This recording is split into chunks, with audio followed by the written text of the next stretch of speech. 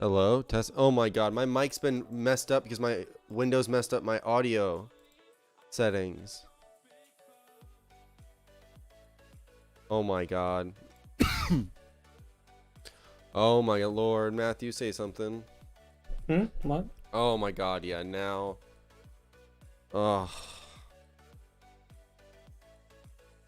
Last 30 minutes, no audio has come through on the stream for me and you. Oof.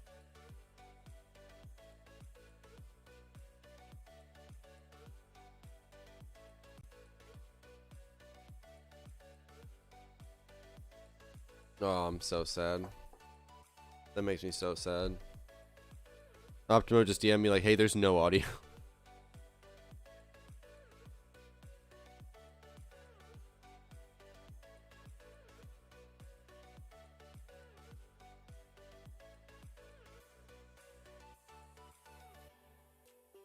Why does my computer say Optimum responded again, but my phone's not loading? Oh, there we go. Okay, so...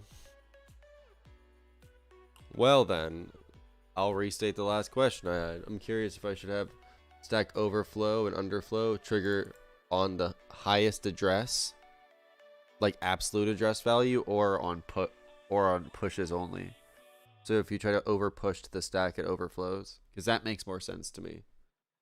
Underflow means you went to 0, like your stack is empty, rather than based on the addresses.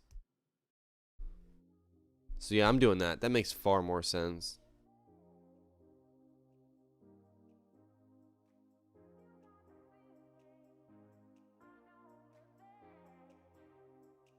Okay, reg, multi,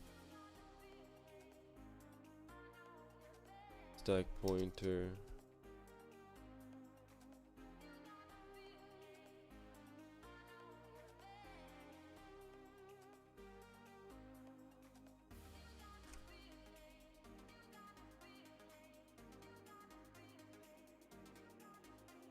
Okay.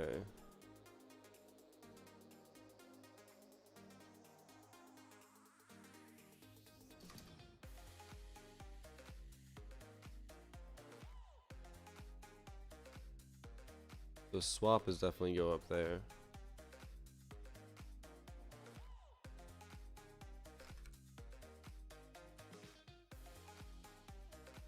Whatever that is there, so I can use this as the... This is the sync reset.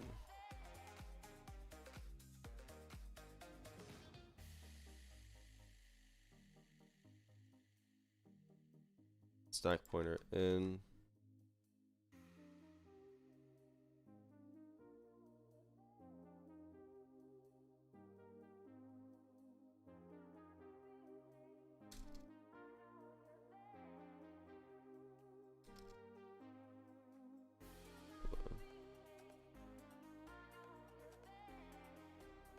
Popping.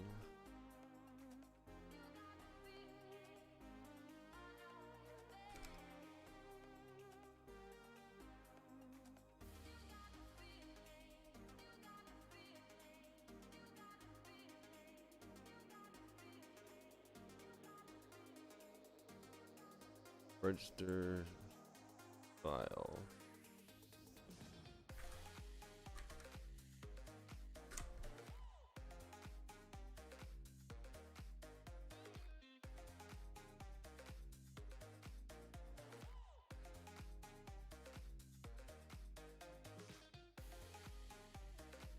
Yeah, this is what I was looking for.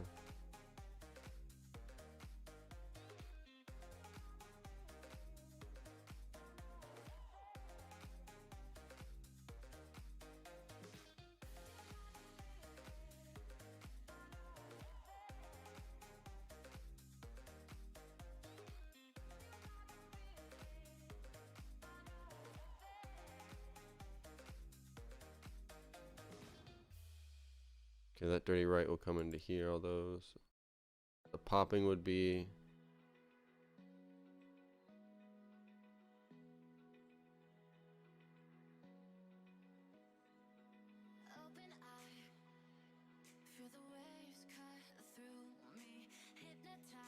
Read it. Oh yeah, it would just be reading.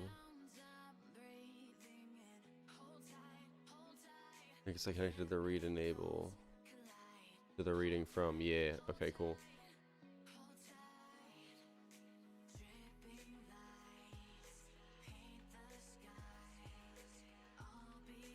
Hmm.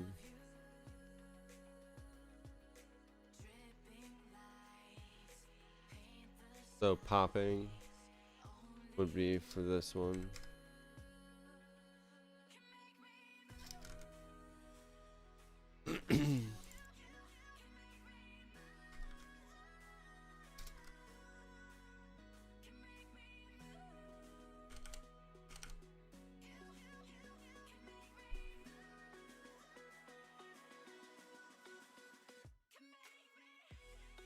Okay. So. Hmm.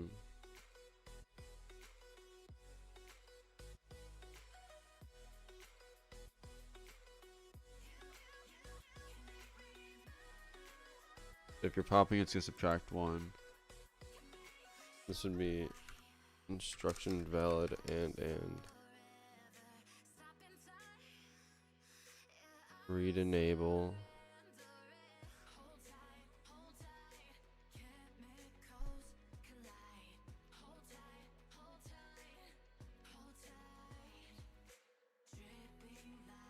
Yeah, and the writing 2 and there, and the right enable.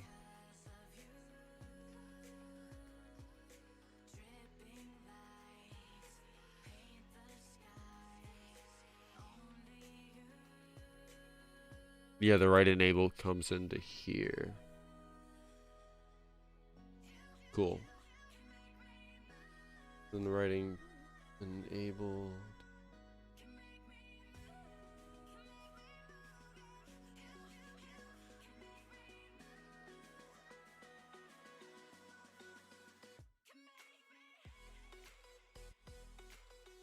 Oh wait, what? Why do I have?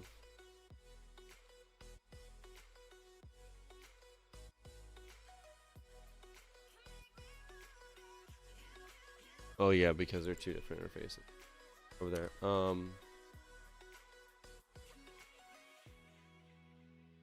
The reading is from read enable.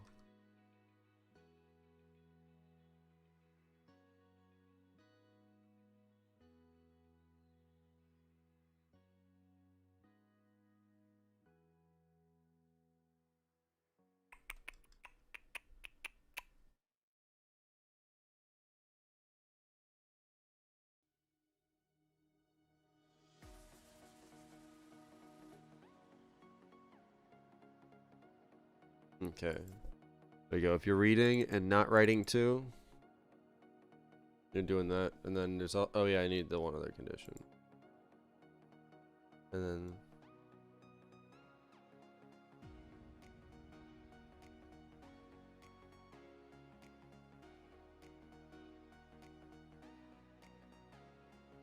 What is the swap instruction? Let me double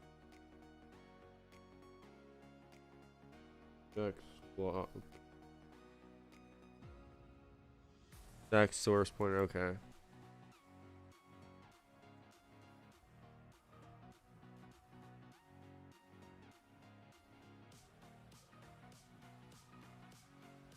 I need to make a note on this.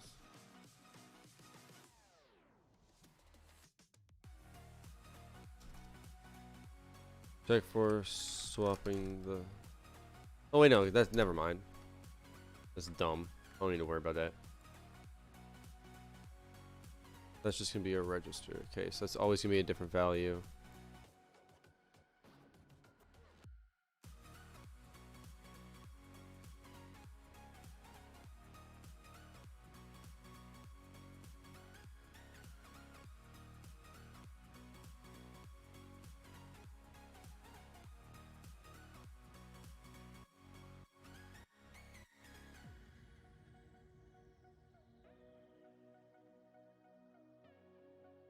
I really hate that this is using 5, but I.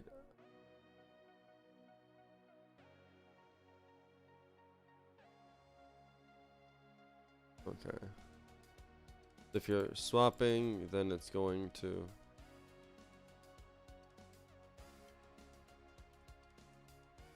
Oh.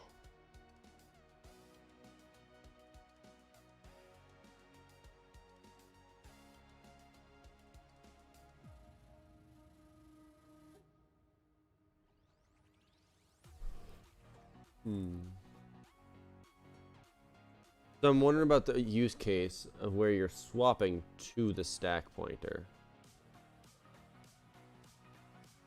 So if you swap like R14 for the stack pointer, it's going to read out of the stack.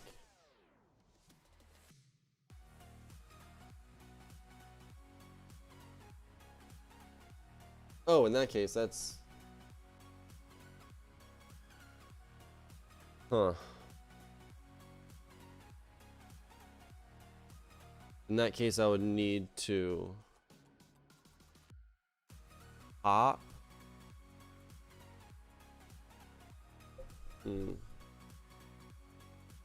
Well, if you're swapping to, I'm thinking because if you right now, current instruction set, you can have your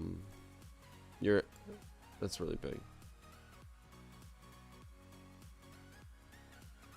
You have like your stack pointer here, and then you can have that pointing to your top of stack, and then you have all your registers. You have R14, R15, but this is mapped here. So if you do a swap with these two,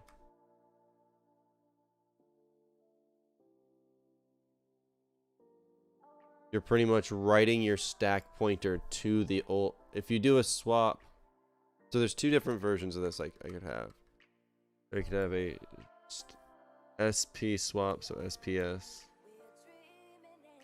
R14, R5, or SP. I'll do this in different color. That's two. SPS, R5, R14. Okay, so in this situation, these are source, destination. So we have, let's do the green one. So for the green one, we have R5 coming into the stack pointer, and we have the stack pointer going into the top of stack.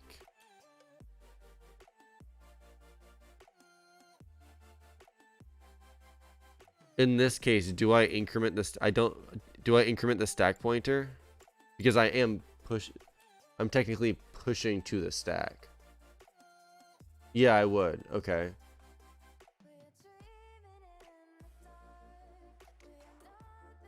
Okay, so that works. I always just use write address will always be SP plus 1.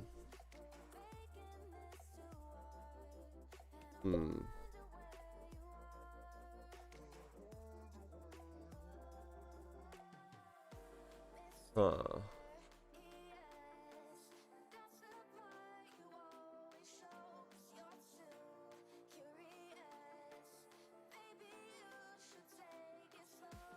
Thinking.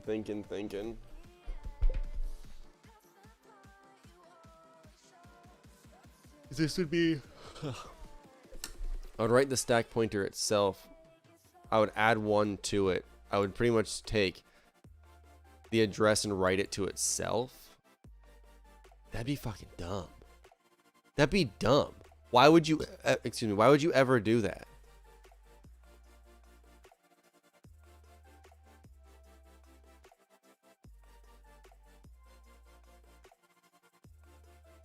Stack pointer. So if you did swapping R14 in,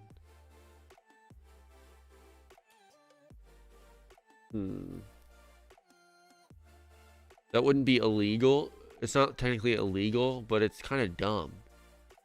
Because your stack pointer is pointing to this address, and if you're going to push this, that sounds so weird.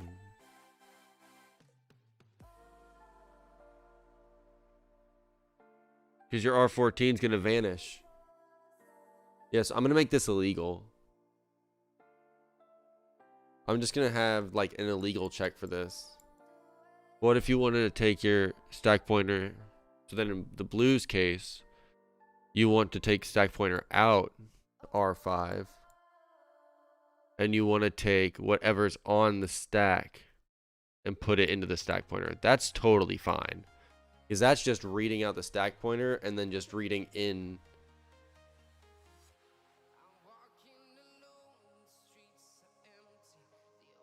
Yeah, because that'll happen on a different cycle.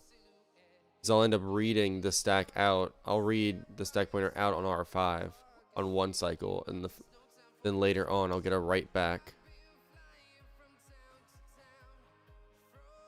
Okay, so then that means I need to have a...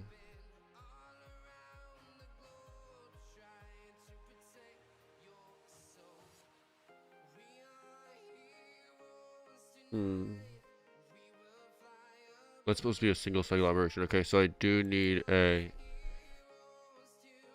input stack pointer. So if this bit is high, this is going to be here. Okay.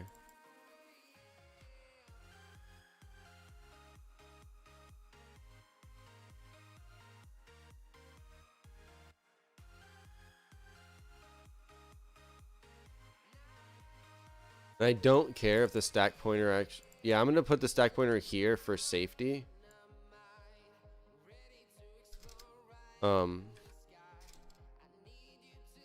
Because then if the read enable is also on, it doesn't matter.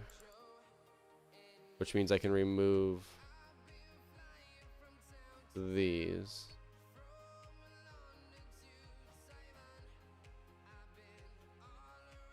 I don't care if those are on.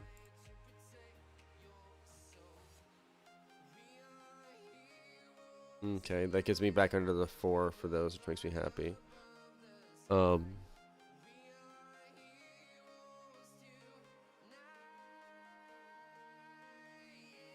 Yeah, okay, so that works. Because then the read enable on like this R5 deal, it would just read out the stack pointer. Which is just this. Assign equals stack.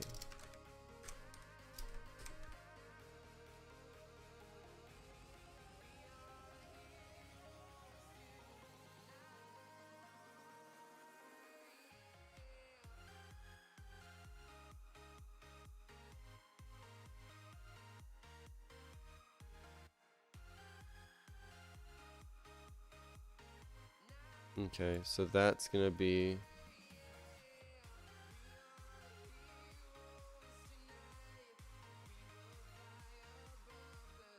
wait, and I don't even need this stack pointer in.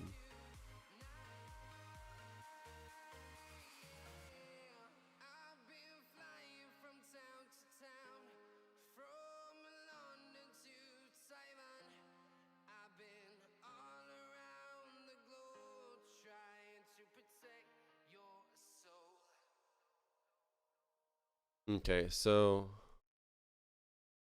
I'm gonna have to generate if data bit width is greater than 32. Begin. Else if oh yeah, I need to end. Else if less than or equal to 32.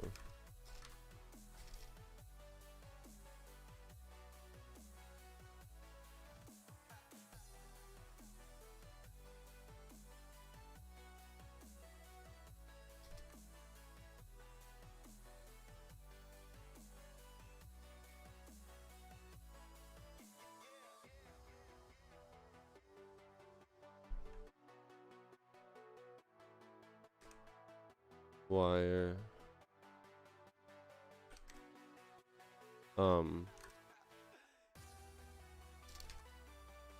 Flopped stack.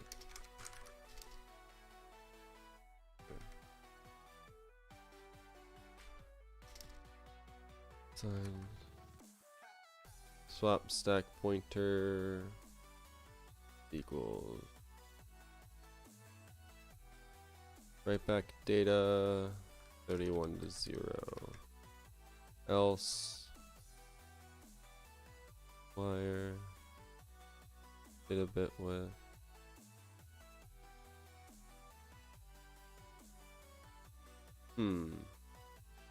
So I want this to be 33 bits.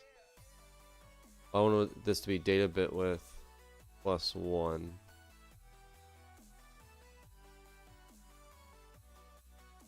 Okay, so I want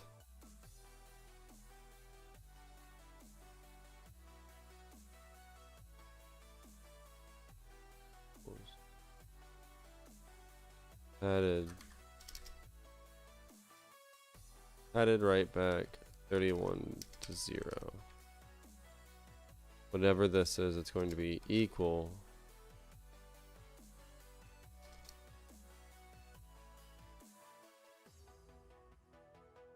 write back data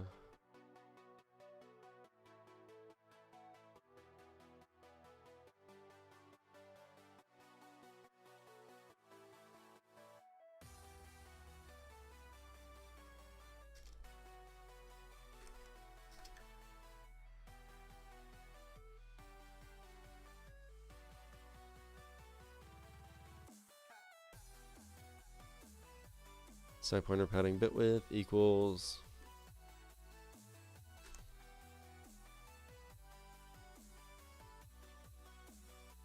so if I do 32 minus data bit width, that means if it's 16, that would give me back 16. And then if I plus 1 to that, that gives me the extra bit. That way, this would be, if this is 32 bits. Okay, I'm feeling this.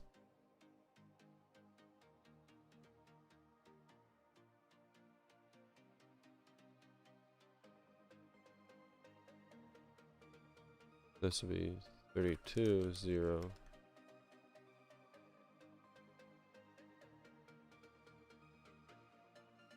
Yeah, perfect. Math in the first try. Awesome. Now let's test this with 32. Does it give me any problems? No, it does not. What about with 64? Nope, cool.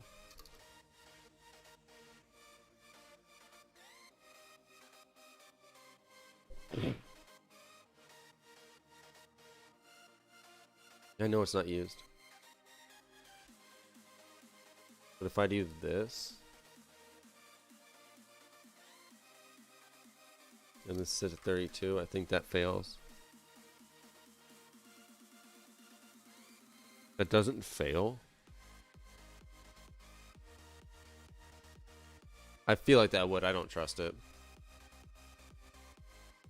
I've seen too many funky issues. I'd rather just have a dangling bit that's not used. That's a 0. Oh well. It's literally just a padded 0. It's not even used in any logic. I don't give a fuck. I don't trust compilers enough. I'm scarred.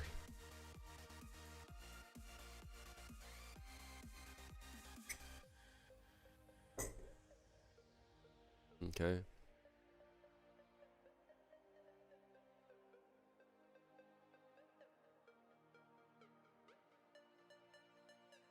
So yeah, whenever you're accessing the stack, it's gonna push and pop to it.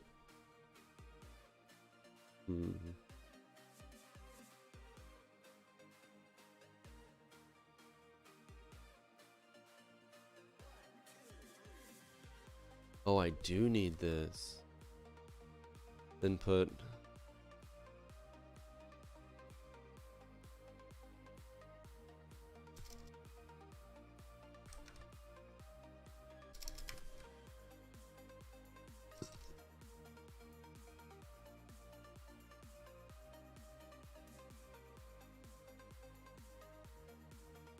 So what I need to do here is that since that's gonna take one cycle, there's gonna be a cycle latency in the pipeline of where like you're here and then you issue and then there's gonna be like 2 cycles of latency. So if you try to like swap the stack pointer then access it immediately on the next cycle, that's not gonna work. Well, it's gonna be cache misses and stuff anyway. Oh, that's true. Yeah.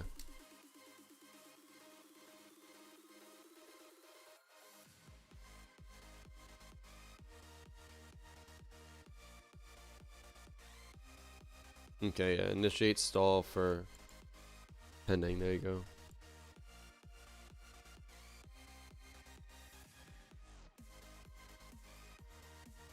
Okay, stack pointer is now managed. Growth direction. Oh, hold on.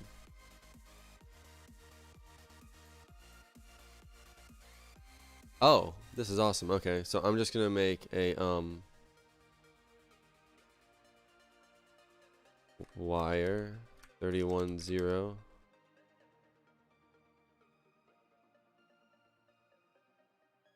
push offset equals wire 31.0 pop offset. I love this trick. I'm just gonna have these both be addition. I'm gonna do a push for push offset. I'm gonna do a pop for pop offset. And then these are both going to be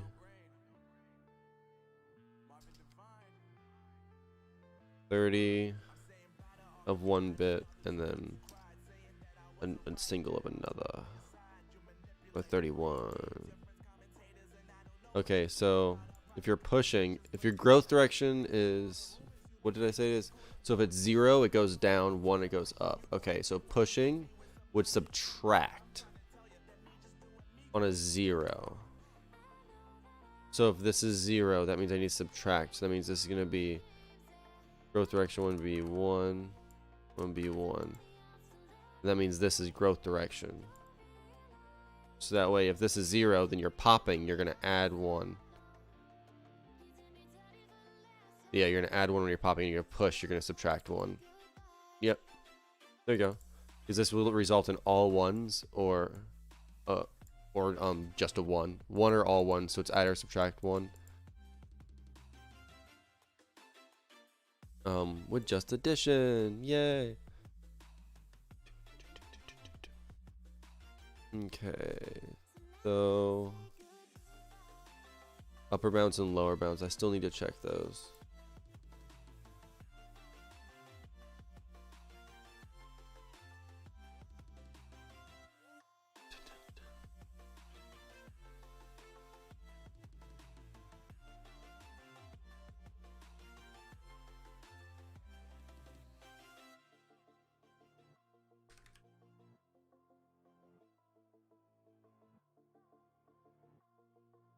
So I have these down here.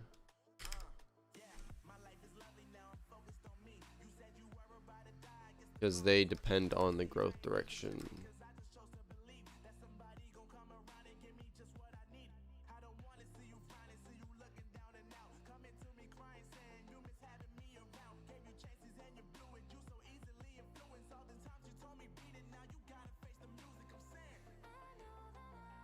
I think I'm going to leave these as a to-do.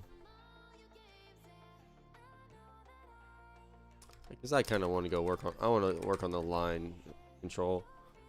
But we got the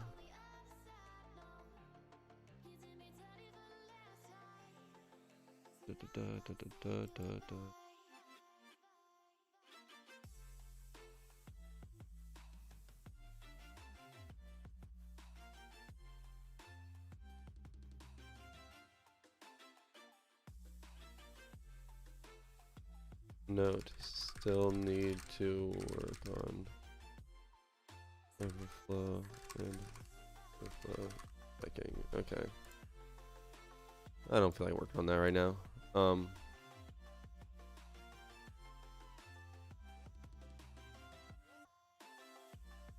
Like there's some annoying ass colors. Yeah. Vibrant. So this cache line setup.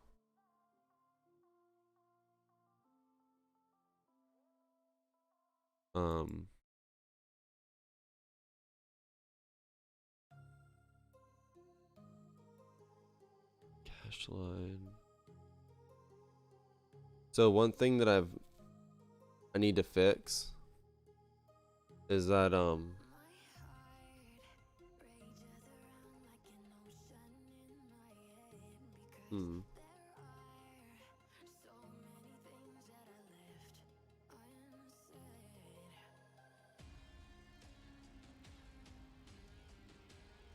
thinking. Okay, so I made this interface for reading and writing single values.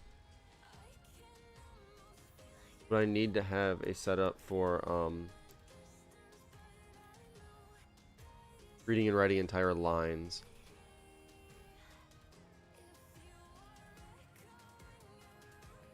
I'm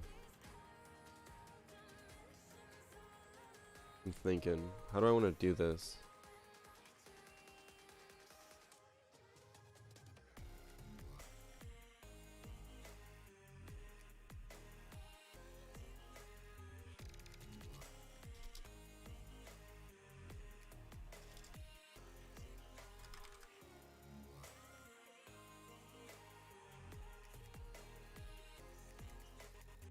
I would love to have a cache interface with of like maybe using like if I have 16 bits of data and 8 lines in there instead of sending it all at once, since that would be like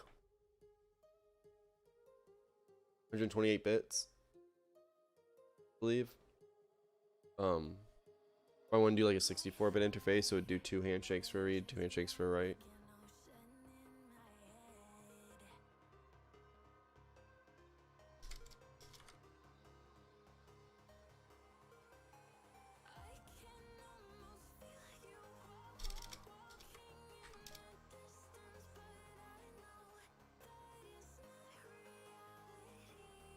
Okay.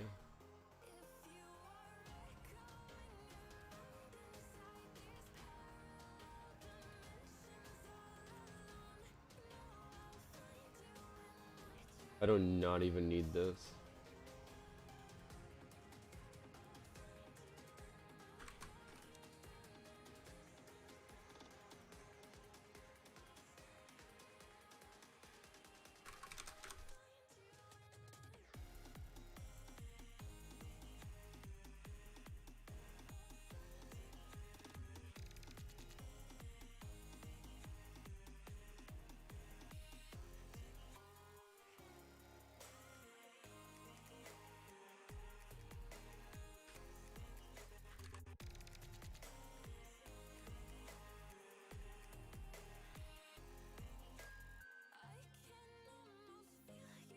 Okay, so I need to. There's things that this needs to do. So types of evictions.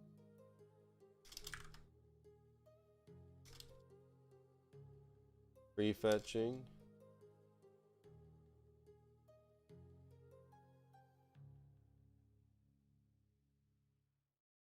Cache miss.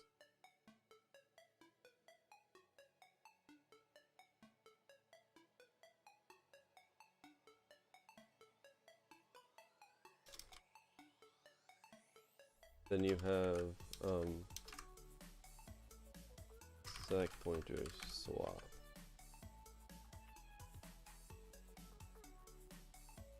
Okay, so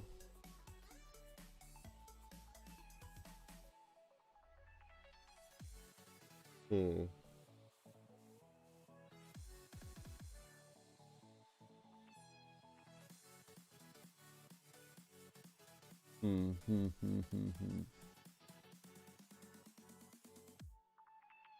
Well, first off, I need to.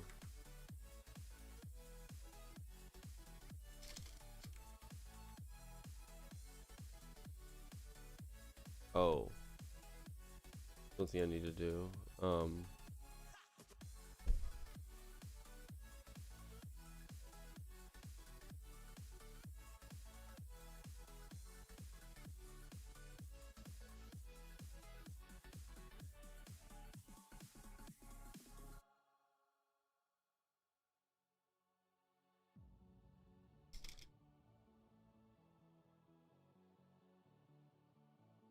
Okay, so now when you're coming, oh, I don't need the memory address in.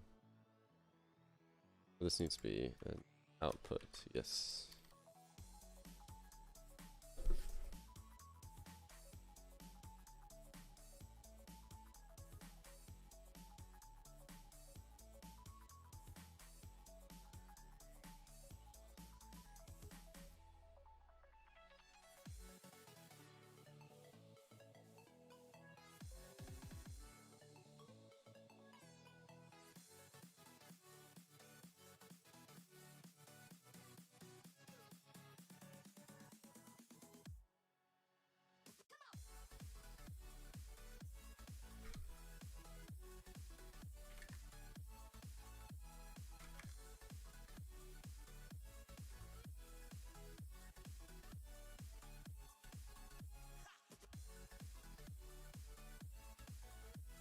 One second, I have a question about handshake stuff for a friend.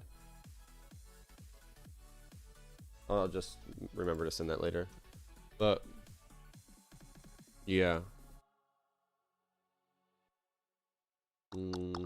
So we have all the metadata here. I'm about to get up and stretch.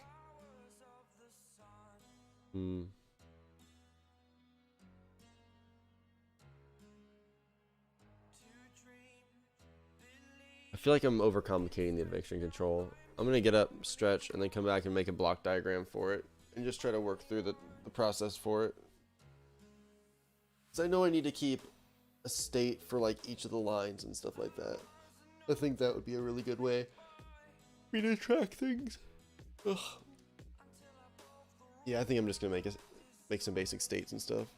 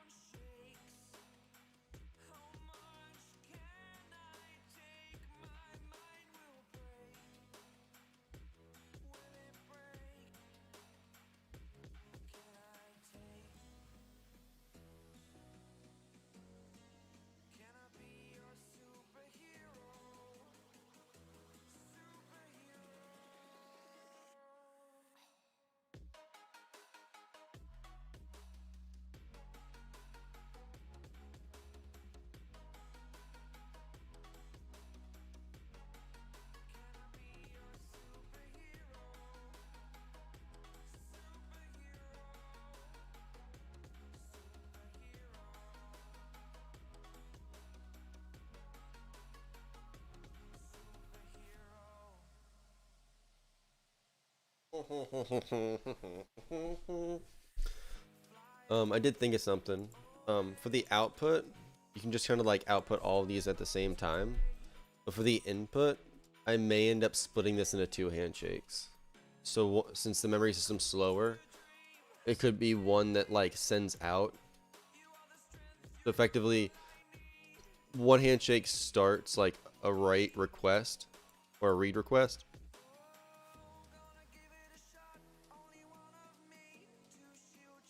Read request, and then this goes out, and then it takes its time or whatever like that, and then you have a response. So you have like a read request and a response request.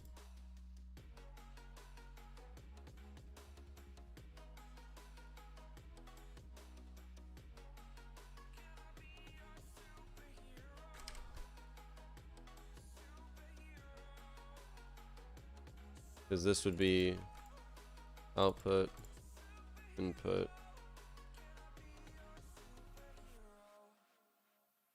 output.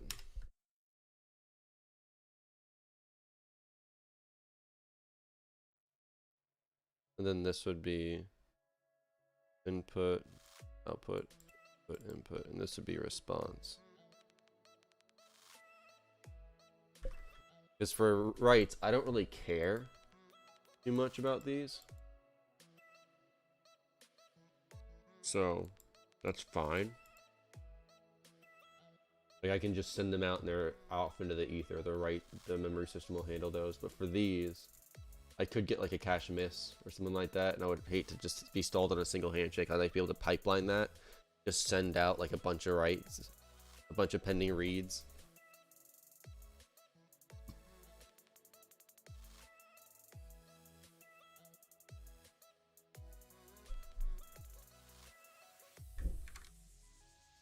These are definitely gonna be line addresses.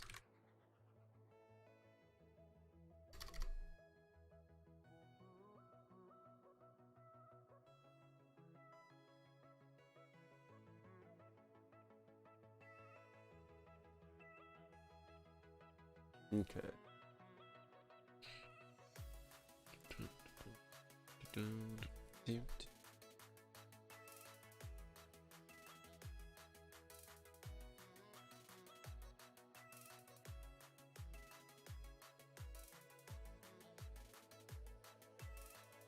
Okay, time to make another state machine.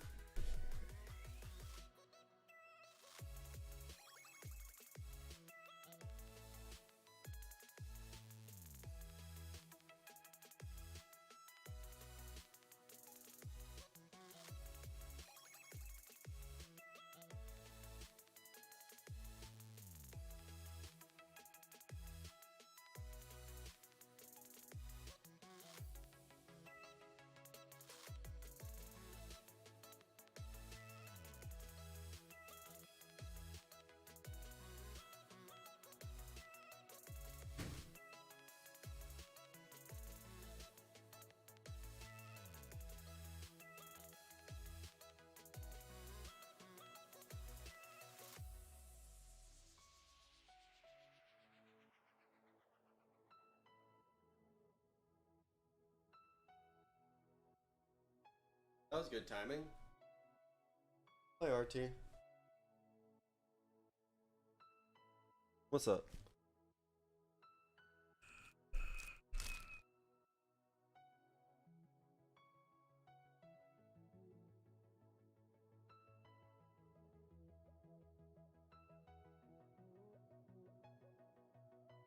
So you have active line.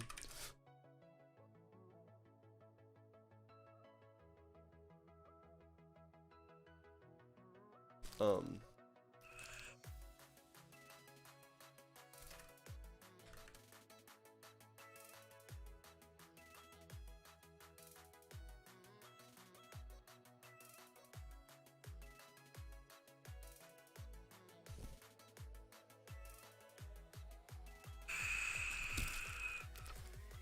so today, RT, I'm taking the state machine that I made for the register file, and the last time I built the stat cat, I'm going through the stat cache design right now. And I've designed the entry and the stack lines themselves, and now I'm going through and designing the eviction control for the stack. And then once I do the eviction control, then I can do the overflow underflow checking, and I should be able to then test the stack and make some test bench to see how it behaves. Yeah. So my goal for today is going through and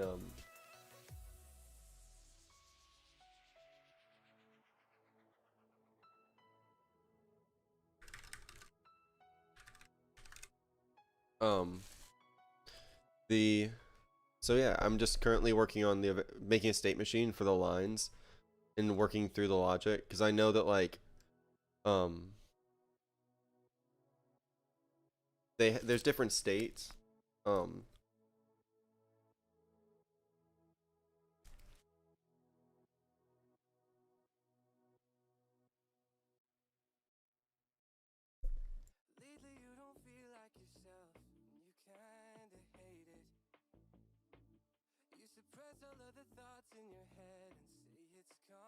So like here you can have like, this would be where you start prefetching that value, and you would get that value in.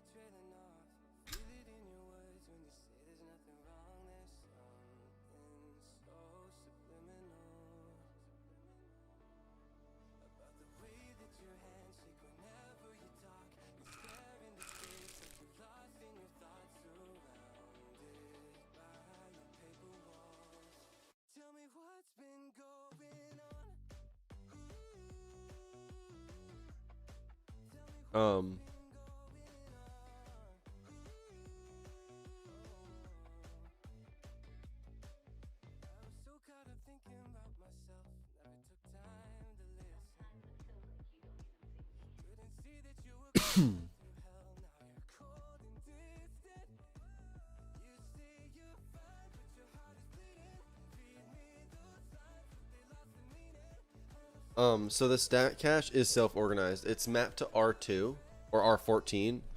So collectively with the run ahead stuff, whenever you read and write to the stack cache, whenever you use R14 in different manners,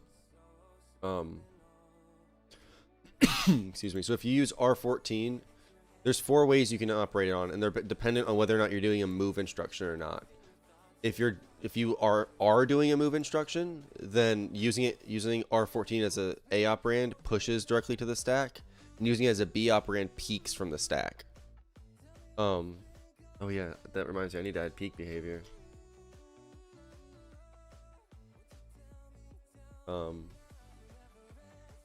Read enable input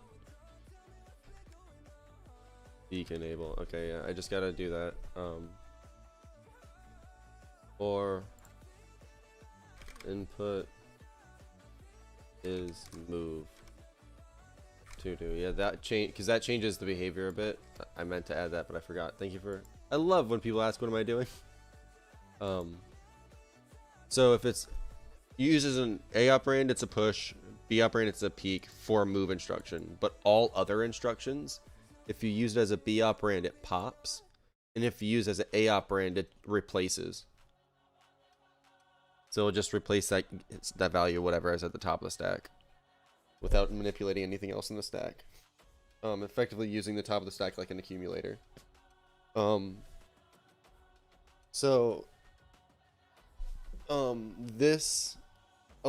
stack pointer moves regardless of how it operates. Oh, ooh.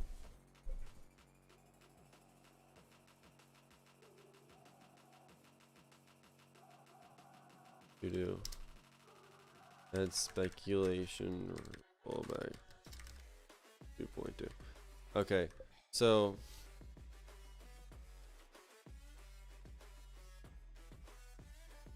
so that's gonna be a fun thing I'm gonna have to deal with. So what happens when so in the system, what I'm currently working on is when you use like R14 as an operand, it allows you to like stream in the top of the stack really smoothly, and since it's allowing you to go full out of order and stuff like that, you could essentially load. You could like use a simple loop of load, increment, like load R5 to 14. So yeah, load address at R5 to the stack effectively, increment R5, loop, and just keep doing that over and over, and the system would just grab whatever value is in memory and just grab all those values and just push them straight to the stack as deep as you wanted.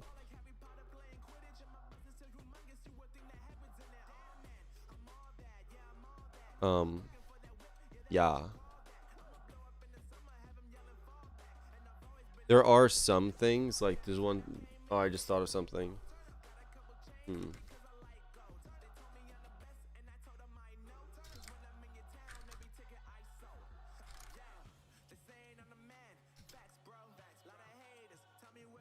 Oh no, that will be fine. Yeah, no, never mind. I was ignore that the last little note. But yeah, this way you can speculate and stuff like that. You can roll ahead, you can run, you can do everything you can traditionally effectively with run ahead with the stack, because you can just load in like 7-8 values into the stack from memory and then start working on them and picking and placing. And the picking and placing is a single cycle move operation effectively from any value plus or minus 8 of the stack pointer, and just being able to use them as a direct value, or sorry, stack pointer and 16 deep. You can go from the stack pointer and 16 down, not up. But yeah, it'll allow you to do a whole bunch of stuff.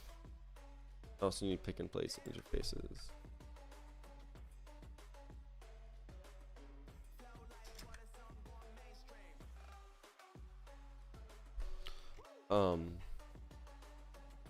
Yeah, I kind of like rambled really bad right there. I'm just working on getting the stack cache working. There's a lot of things you can do, but effectively the goal is to try and make operations with your primary stack be pretty much transparent, and they're just like a register. They're faster than even an L1 cache hit.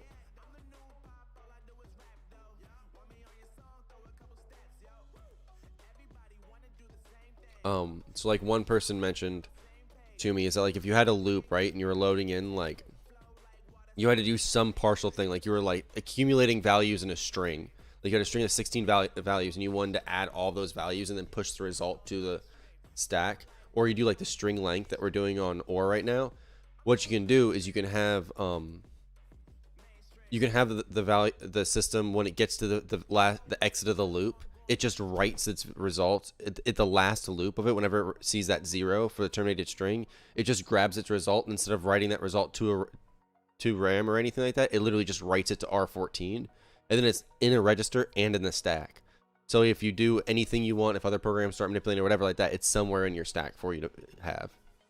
So you can parameter pass really easy. You can do all these partial products, and you can just keep move, and move all these things directly into R14, and then your other programs that are using it can just keep then reading out from R14.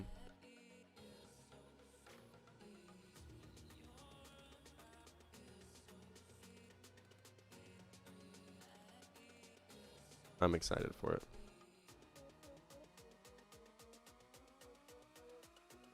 Bruh, I like Slack's code color highlighting of Verilog better than the built-in stuff in VS Code. But yeah, I hate the built-in highlighting. Actually, it doesn't even have highlighting. So these two are going to be like pending states. These are for when you're actually like loading.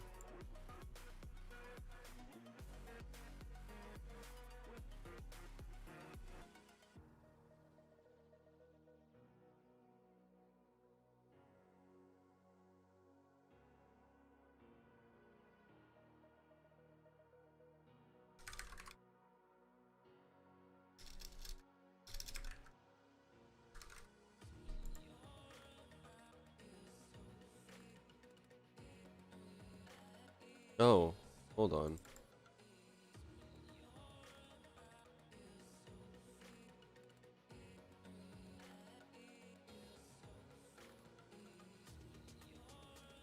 These should come from here.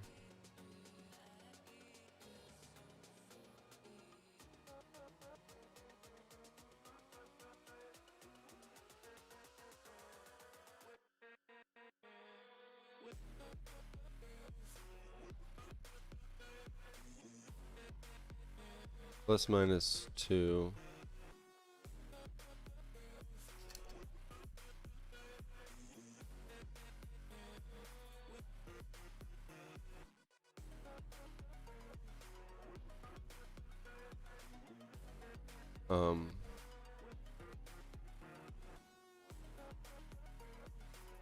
These can go into, I'm actually gonna, yeah, I'll do this.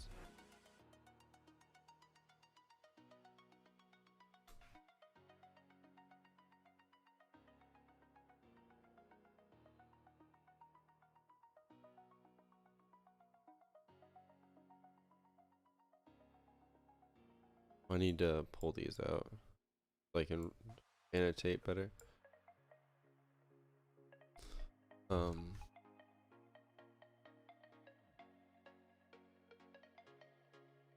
Active line was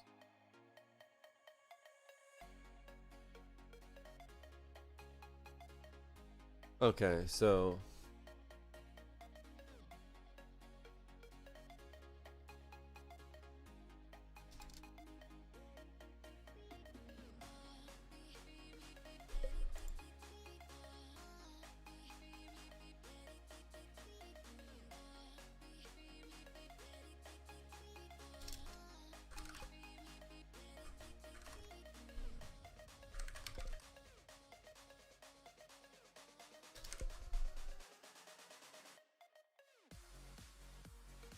okay, so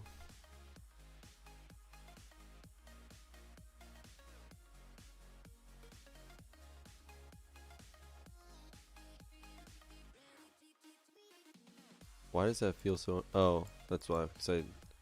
Okay.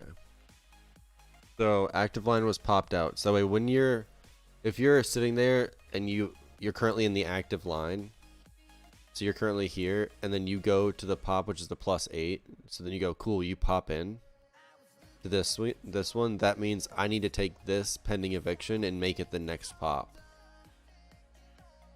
And this would be the fetching stage.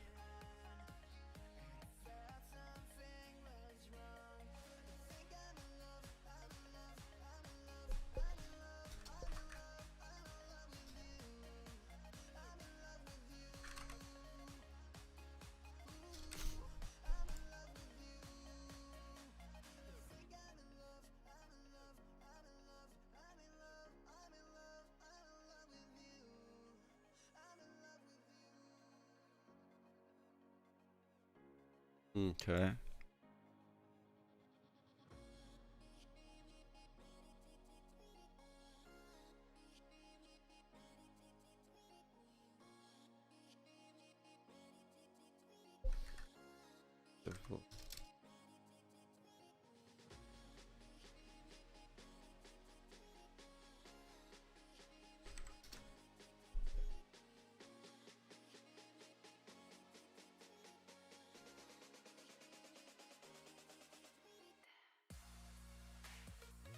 Okay. So that tells me the state of this. Oh yeah, and then this goes to.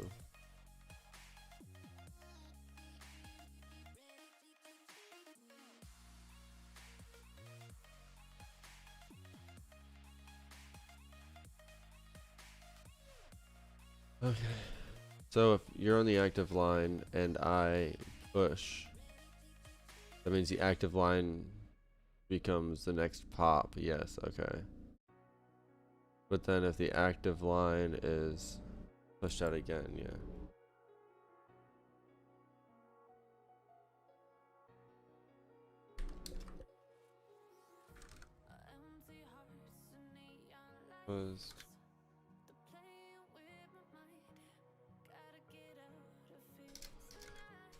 Pushed.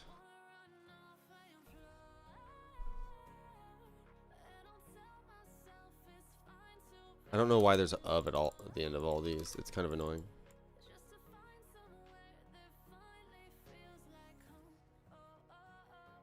Active line was pushed out. Active line was popped out.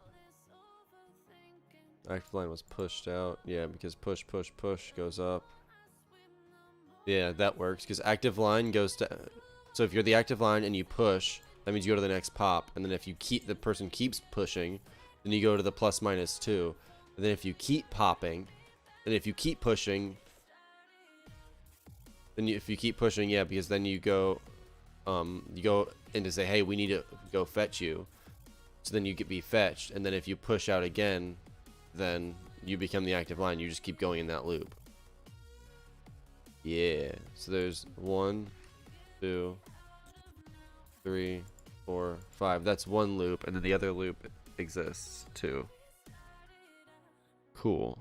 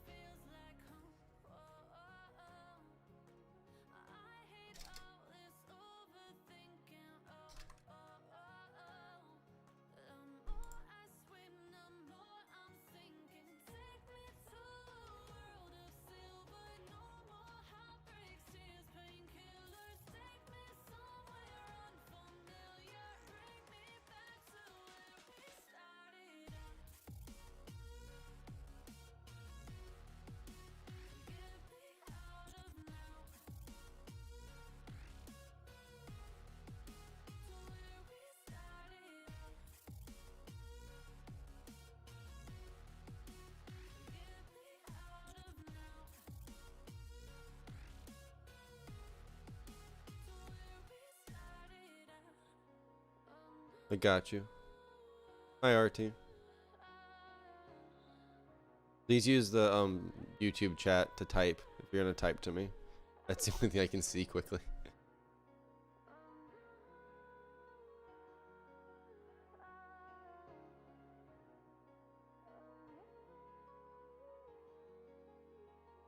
Okay, so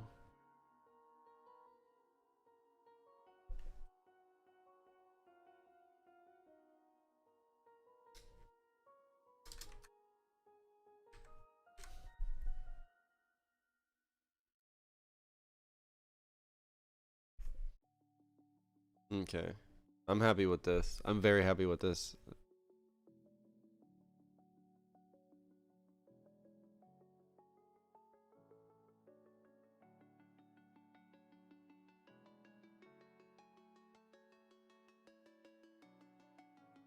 Yeah, I'm happy with this.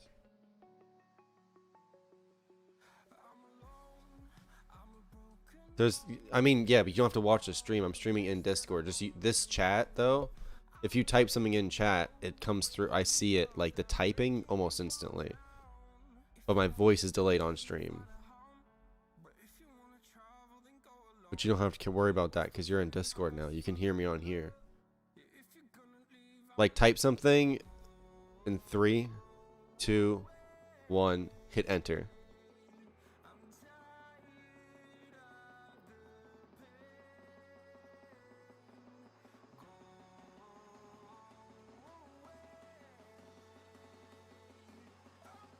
Either there is tons of delay or you didn't hit enter.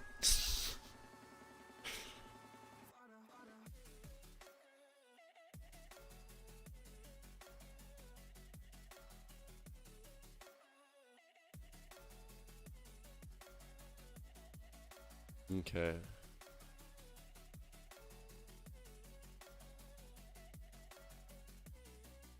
So now I need a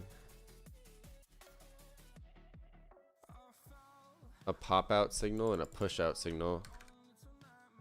Effectively, this can go around my entire thing as the inputs. These two could be my only 2 inputs I need. Okay, so there's a test. Now you're there. Okay, we're gonna 3, 2. We're gonna count down, and when I say hit enter, you're just gonna type in another test. Okay, 3, 2, 1, enter. Yeah, instantaneous. So you can type in there, and I can read it just like you're just going. Yeah, Julio.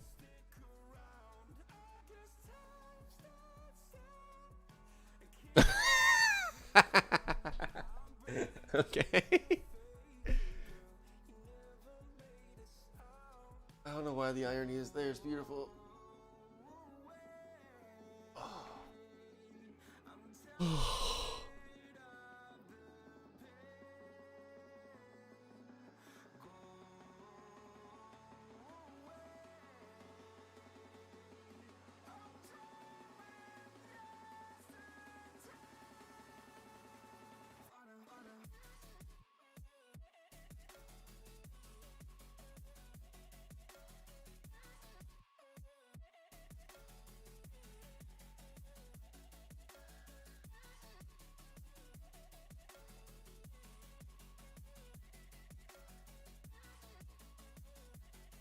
Yeah. Matt. I just read what you sent, by the way. I like it.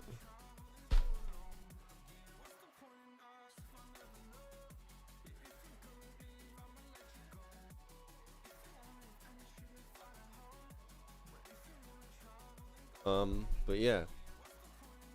So now eviction. Now I will have a flag that I can raise whenever I'm in these states that say, "Hey, I need eviction, or I need to check my validity."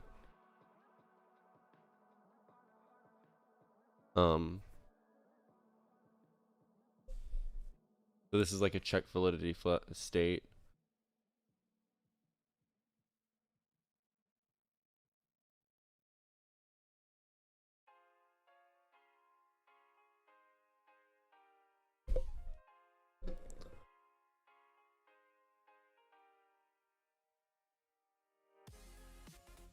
I don't really have to worry about this for speculation because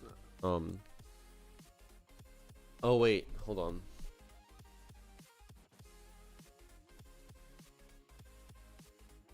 There's a decision I need to add in here.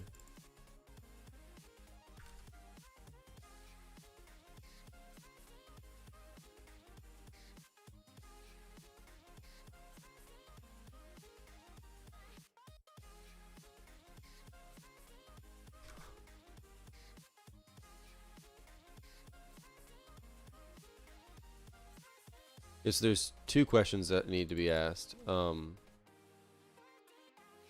gonna actually just I'm gonna copy paste this over and make like a V2 that has a better decision tree in the middle.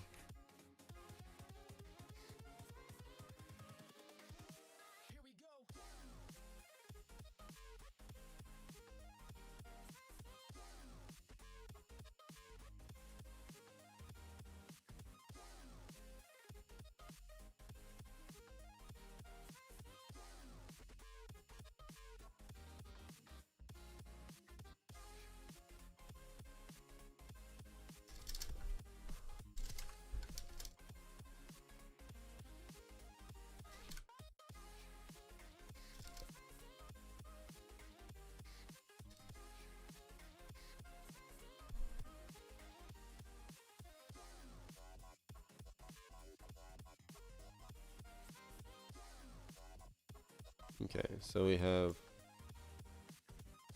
active line was pushed or popped out. If it's valid, you just go straight here.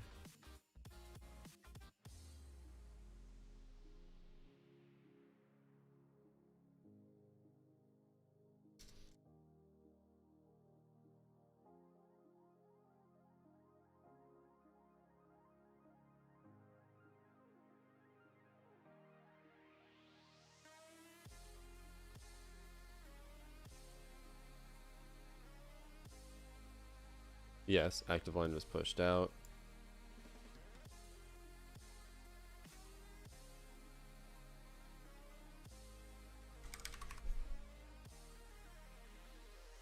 That's the right direction. Yeah, pop. Yeah, okay.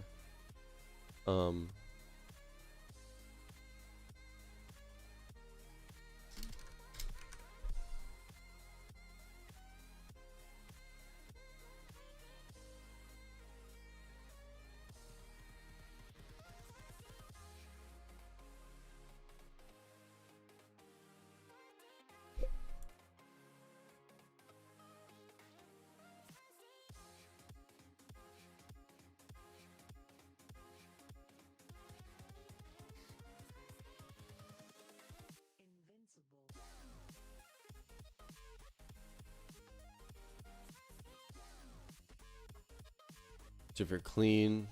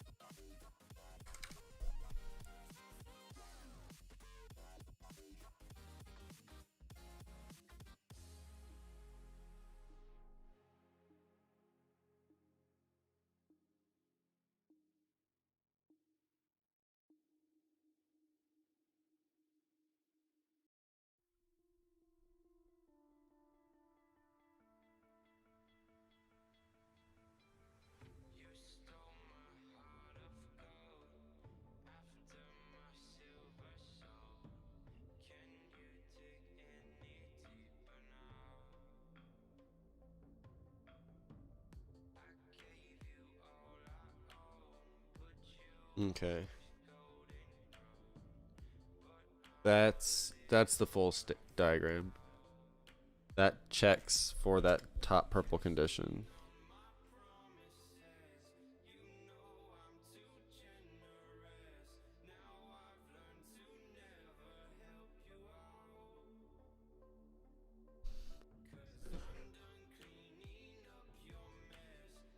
Mm.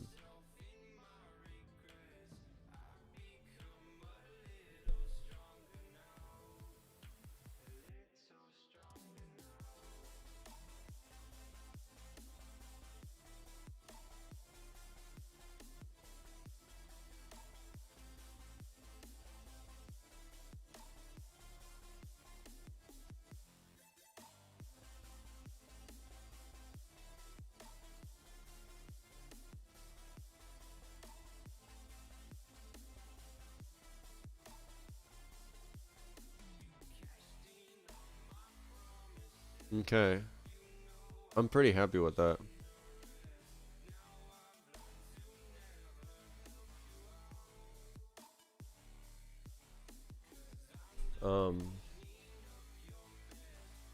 That tells me when I need to evict. It'll give me a flag out.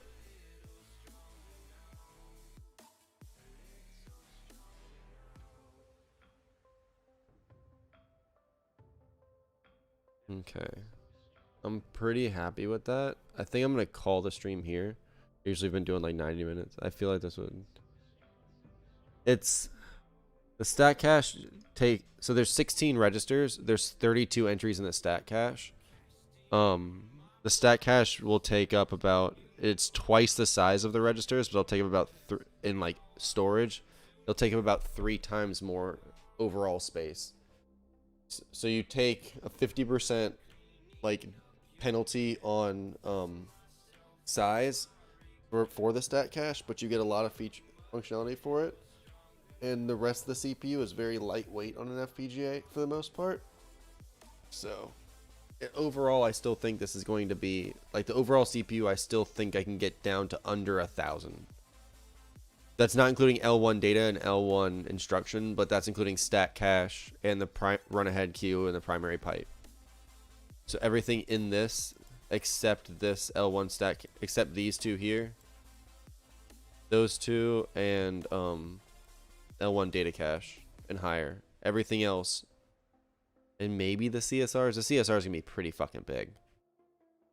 So that's the CSRs are gonna be the biggest part on here by far. But without the CSRs, yeah, the ALUs are the same ones from the version 1, just slightly tweaked. They're just slightly modified from R1. So like so all the program counter, everything in yellow has been built out. This actually I need to change from yellow because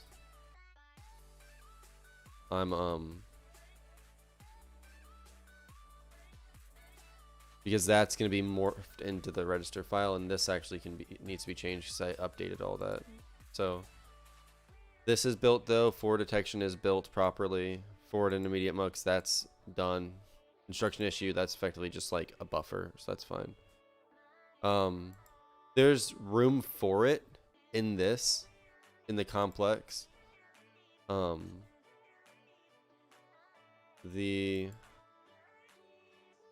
instruction set has plenty of room. I have all of these for complex operations, so you could do like, you could reserve like the bottom half or bottom quarter of these.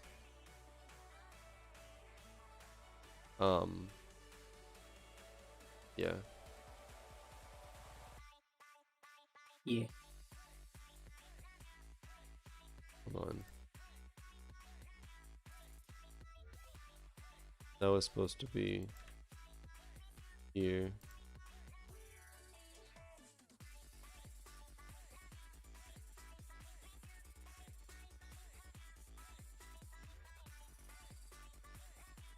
Yeah. But yeah, you can have like floating point spark can all be here. It doesn't really matter.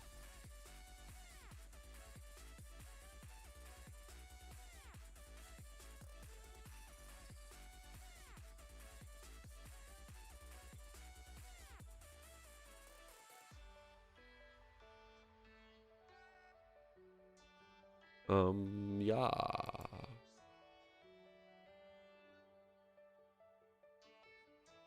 I think I'm gonna call it here because I'm happy with this state machine. Like I'm really quite happy with all these.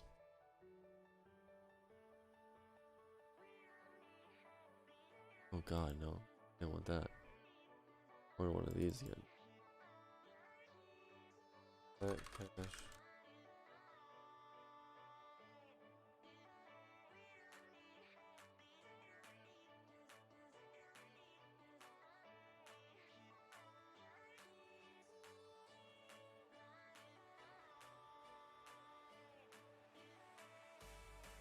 Ooh, did someone just leave? Yeah, RT just left.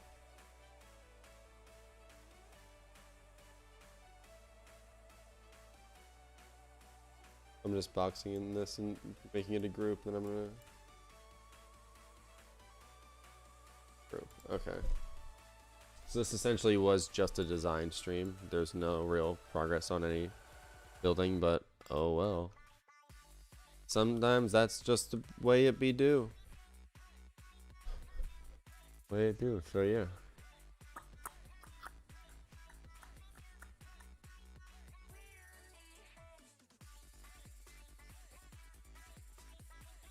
I'm pretty happy with this.